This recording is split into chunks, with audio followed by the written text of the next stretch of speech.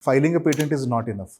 Do these things before you file a patent application so that your chances of getting revenue from it will increase drastically.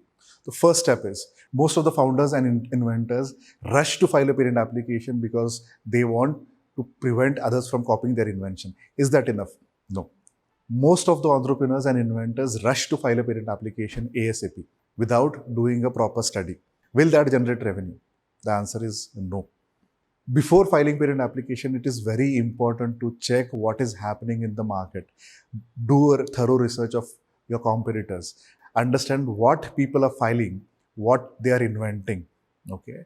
Then do a patentability search. Check whether your invention is commercially viable, whether there is a demand for your invention, and then file a patent application.